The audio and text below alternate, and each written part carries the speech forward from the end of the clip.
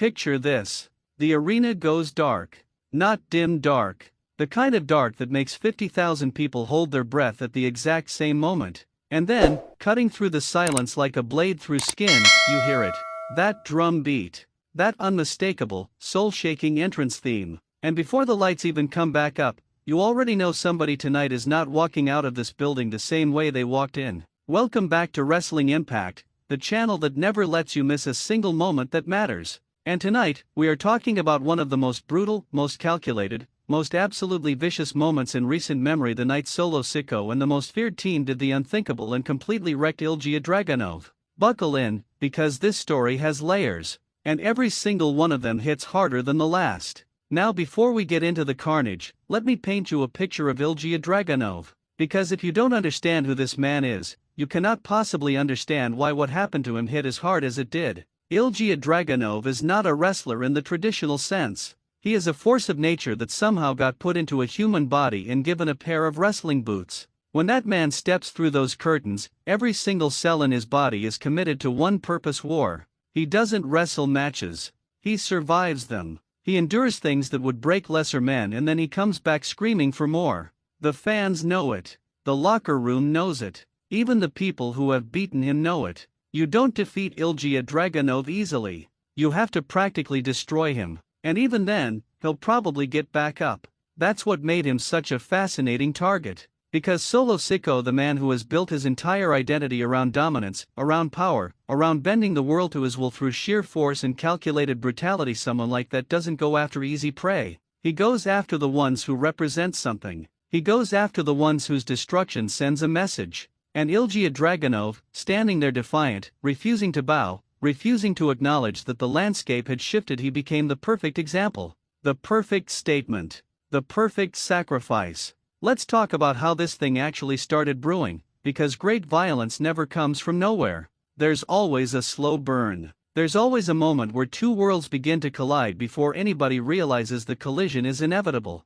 For weeks leading up to this moment, Dragunov had been on a tear. That man was absolutely on fire. He was putting on Match of the Year candidates seemingly every time he laced up his boots, and the crowd was completely behind him. Every time he let out that guttural war cry, that Torpedo Moskva call, those fans erupted like they'd been waiting for exactly that release. He was momentum personified. And Solo Sikoa watched all of this from the shadows. That's the thing about Solo that a lot of people underestimate. He is patient. He is calculating. Beneath that mountain of intimidation and tribal authority, there is a strategic mind that waits for exactly the right moment to strike. And he recognized that Dragunov's fire, his passion, his absolute refusal to back down from anyone, that was also his vulnerability. Because a man who walks toward every fight without hesitation is a man who can be surrounded. That's where the most feared team enters this story. And when I say enters, I mean they didn't just walk and they arrived. There is a difference. These men don't appear, they materialize.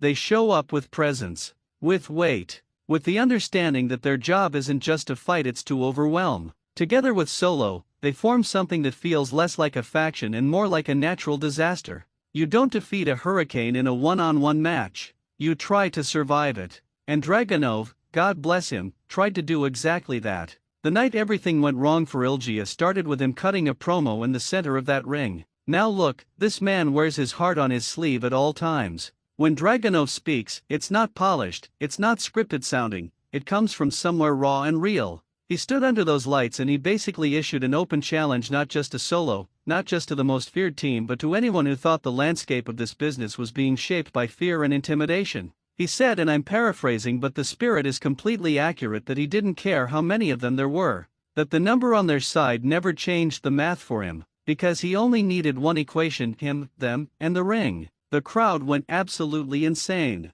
They were on their feet. And you could feel it, that electric current that runs through a building when someone says exactly what everyone needed to hear. Dragunov stood there, chest heaving, daring the world. And then the lights went out. Not dimmed. Out. When they came back, Solo Sikoa was standing behind him. The arena erupted in panic and excitement simultaneously, that strange cocktail of noise that only great wrestling storytelling can generate. Dragunov spun around and the two men were nose to nose in an instant. And credit to Ilja, he didn't flinch. He didn't step back. He stood his ground, stared into those eyes, and you could practically see the entire building holding its collective breath. Solo smiled. That slow, dangerous smile that means nothing good is coming. And then the most feared team hit the ring from every direction at once. What happened next was less of an attack and more of a systematic dismantling. This is where I need you to really visualize this, because the execution of what Solo and the most feared team did was almost surgical in how deliberate it was. They didn't just rush in swinging wildly. They cut off every escape route first. They positioned themselves with the kind of coordination that only comes from a unit that has operated as one entity long enough to think with a shared brain. Dragonov fought back, of course he did, because that's who he is, because asking Ilja Dragunov not to fight is like asking a storm not to rain, but for every man he threw off, 2 more took his place. He hit one member of the most feared team with an absolutely thunderous forearm that sent the man staggering into the ropes. The crowd popped huge for that. Because that's the beauty of great babyface storytelling. Even in defeat, even when the numbers are impossible, you need that moment of brilliance. That moment where you think, maybe he does it. Maybe this is the moment where one man's will defeats impossible odds. Solo Sikoa ended that hope quickly. He stepped in at exactly the right moment, caught Dragonov mid-momentum, and delivered a Samoan spike that echoed through that entire arena like a thunderclap. The crowd let out that unified gasp, that sound that professional wrestling has been chasing since its very beginnings, that involuntary reaction that tells you something real just happened, something that transcends sports entertainment and touches something primal in all of us. Dragonov went down, and it didn't stop there. The most feared team went to work. Methodically, deliberately, every move calculated not just for damage but for message. Because Solo Sikoa doesn't just want to beat you, he wants to make an example out of you. He wants every person watching, every wrestler in that locker room, every fan in those seats to understand clearly and without any ambiguity exactly what happens when you stand in his way. Dragonov took punishment that would have ended most people's nights, most people's careers, and still they kept coming back for more. At one point, Dragonov somehow found enough in the tank to get to one knee. Just one knee. And the crowd rallied. You could hear it building from the moment he started to stir, that growing wave of sound that wrestlers call the most addictive thing in the world. The fans were begging him to rise, willing him up, and he started to get there. He was fighting through it, that insane, incredible, infuriating determination of his blazing through even this. Solo looked at him with what can only be described as genuine respect wrapped in absolutely zero mercy. He let Ilja get to his feet. He let the crowd have that moment. And then he finished it. The final sequence was devastating in its completeness. When it was over and Dragonov lay in the center of that ring, the silence in that arena was the kind that speaks volumes. Not a silence of emptiness, a silence of awe, of shock, of the collective realization that something significant had just shifted. Solo Sikoa stood over the fallen Dragonov, and he didn't celebrate wildly. He didn't scream or pose for the cameras with theatrical triumph. He just looked down, and in that look was everything. The message had been delivered. The statement had been made. The hierarchy, as far as Solo Sikoa was concerned, had been reinforced in the most visceral way possible. The most feared team flanked him on either side, and together they left the ring the same way they entered it, with purpose, with presence, without looking back. Now let's talk about what this means going forward. Because great wrestling storytelling isn't just about what happened, it's about what this moment sets in motion. And this particular moment? It sets in motion something that could be absolutely extraordinary. Because here's the thing about Ilja Dragunov. Here is the fundamental truth about that man that even Solo Sikoa must understand on some level. You cannot break him. You can damage him. You can bring him to his lowest point. You can strip everything away and leave him on that canvas barely able to move. And he will get up. Not because he has to. Because it is simply the only mode of operation he knows. Rising is not a choice Dragonov makes, it is who he is at a cellular level. So the question isn't whether Dragonov comes back from this. The question is what version of Ilja Dragunov comes back. Because if history has taught us anything in this business, it's that the most dangerous version of any competitor is the one who has been taken to their absolute breaking point and refused to break, who has stared into the abyss of defeat, real, crushing, total defeat, and found something on the other side of it. Rage, usually. Purpose. A clarity that can only come from hitting bottom and deciding the floor is just where you start the climb back up. If Solo Sikoa was trying to send a message, he may have inadvertently created his own worst nightmare. Because the Ilja Dragunov who recovers from this isn't the same man who challenged everyone from the middle of that ring with fire and passion. This post-destruction, remade version comes back with something colder.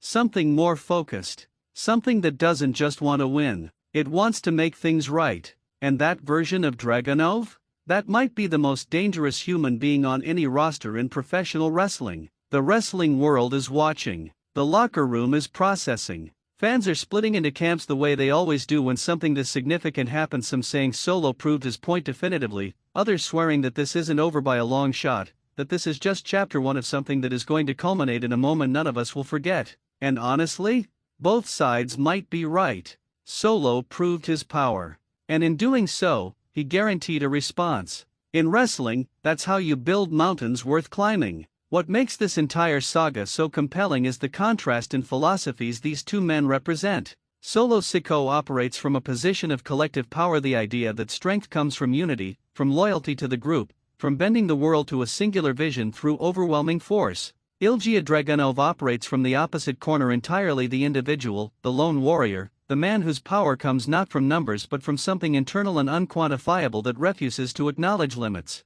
It's not just a wrestling rivalry. It's a philosophical war. And the wrestling ring is where philosophy gets answered in the most physical terms possible. This story has everything you could want. Power versus will.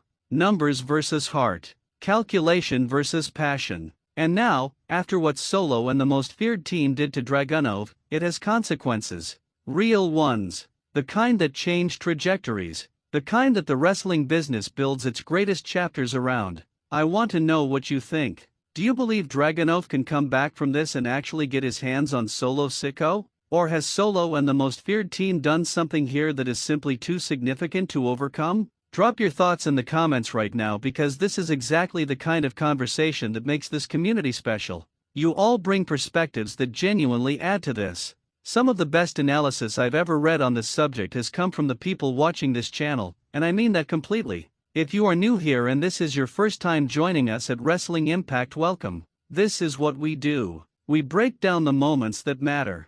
We go deep on the stories that the casual viewer might miss. We bring you the cinematic perspective that professional wrestling deserves. Hit that subscribe button and you'll never miss a moment again. And if you've been here, if you're part of this community that has been growing and making this channel what it is, then you already know. Every like, every comment, every share, it means everything, and it keeps this going. The Dragonov story is far from over. Solo Sikoa may have won the battle tonight in the most brutal fashion possible. But the war? The war just got more interesting. And Wrestling Impact will be right here for every single moment of it. We'll see you in the next one.